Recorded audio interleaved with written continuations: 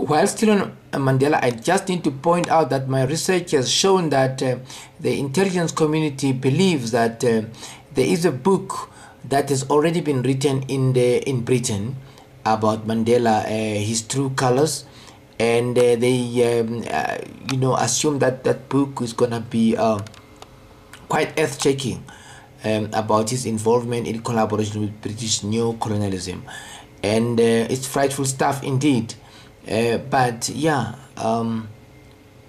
it's not really surprising. You don't have to await a book that the British will write when Mandela is dead, because I'm told it's gonna wait for Mandela's death, maybe another decade or two after his death before they divulge it.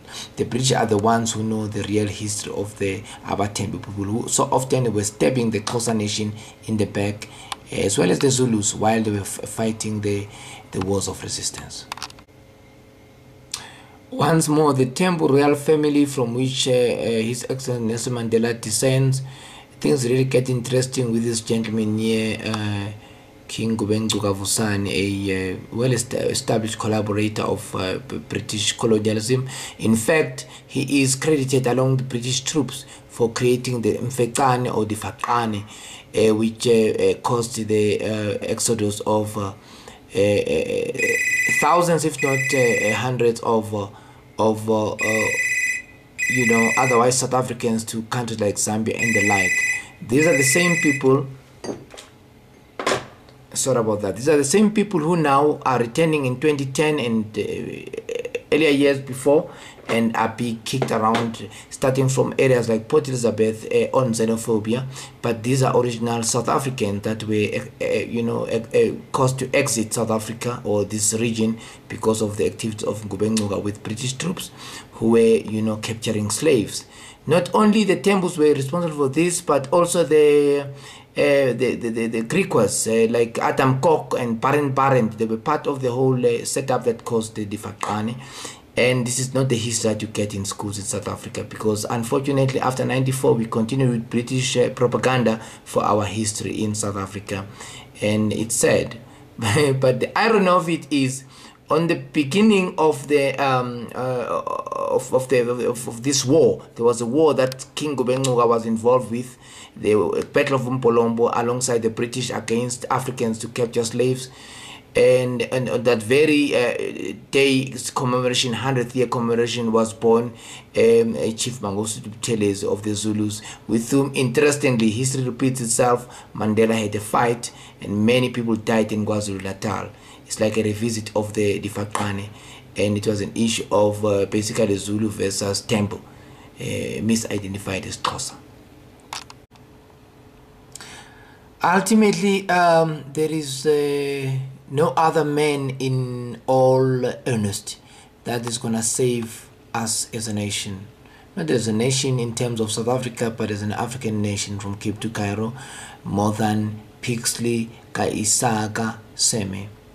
Many people don't know this, but I've just come across that today, being the 1st of October, is the birthday of this man. Nothing is mentioned in South Africa about the founder of the ANC, the man who came up with the idea that the African National Congress must be formed in 1912, and acted accordingly, and even went to plead for the assistance of an uncle of his, who became which uncle became the founding president, Utube Mafuguzela. But this is the man who founded the ANC. Nothing is mentioned today. In 2 years' time, the ANC will be 100 years old. And the way it looks, Mandela the Themba, whose great-grandfather was a collaborator with British, is going to be raised as, the hero, the father of the nation. When actually, prior to Mandela's rise in power, this man, in all records that you can find, even on the internet, was regarded as the father of our nation. Nothing is said. I'm appealing to Your Excellency Zuma to bring back a backyard neighbor of yours. You are originated from Nkandla. He's not far from Nkandla. He's having roots in the neighborhood there. In fact, his daughter, the only surviving daughter, with whom Your Excellency Zuma took a picture recently, when there was a false, I must unfortunately say, a claim that a hospital or a number of hospitals would be formed or would be built to remember Seme. Nothing happened of it. That's the picture of Your Excellency Zuma. Sorry, it's very dark, there's not good light, and that is the daughter Helen. Let's get a picture. Yeah, put there at the center. Just like where the hospitals were supposed to be, nothing has happened. The family is very bitter, and understandably so, and very poor. There's a DVD I've done about it, but Your Excellency, please let us have the true history of South Africa back. And Mandela has been good to us, but up to a limit. Now the whole country is suffering from service delivery protests because his relatives, his tribe, and other tribes from the Eastern Cape who have joined as opportunists, if you like, have joined in. There is an individual there who caused my daughter to be and my wife to be in Tanzania till today, Major General Mufukeng. Just by the way, it's a nice picture that I've seen. And yeah, sorry about the blurring vision. Yeah, our minister again, and but I thought I should just show what I can find here.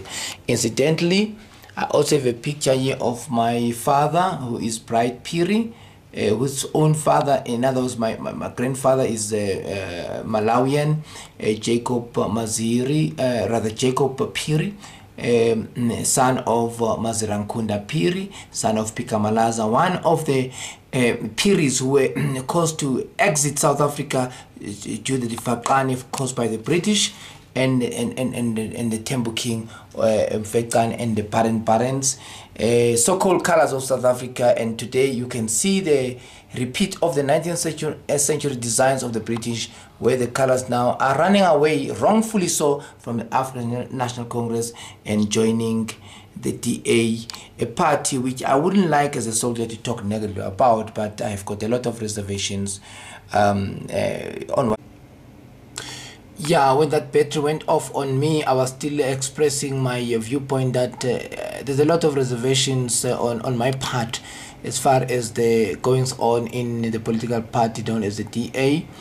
And yeah, and more disappointment also with the ID of my sister Patricia DeLille, that has decided to see the way forward with the DA. And I hope the Africans referred to as the so-called colors in South Africa can see through these designs and not necessarily not follow parties, which is their democratic right, but to be able to analyze the future of Africa lies with the African National Congress. That's the other thing I was still expressing as I got my battery to cut me off. Lastly, I just need to say I'd like to dedicate, after all has been said and done, all appeals done for the High Court, etc., dedicate this work to Pixley Seme on his birthday, and happy birthday Baba Wesizwe, and that is that. And lastly, just to say that there's been a lot of people who were involved in helping me put my message across, and there were people just requested by me. They were not people who are part of my story. This is an individual effort, and my research on the status quo in South Africa brought about by my victimization. Thank you very much, all and Sunday. Thank you. Last and perhaps the very most important point about Seme, which is important when you consider that people, you know, talk a lot about royalty. This man is my second cousin. He is, he made, you know, conjugal relations with the Swazi royal family from which I descend maternally, and then had a kid by the name of Zwangendaba Seme, with the daughter of my first cousin, Swazi King Mbanzeni.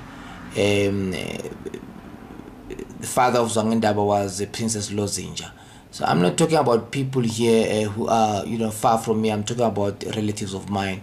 The saddest part of this tragedy is that Nelson Mandela too has grandchildren who are my relatives, born of the Swazi royal house, and it's so sad. But I hope that one day Mandela can see what havoc his relatives, extended relatives, are causing South Africa by using his name or maybe abusing it.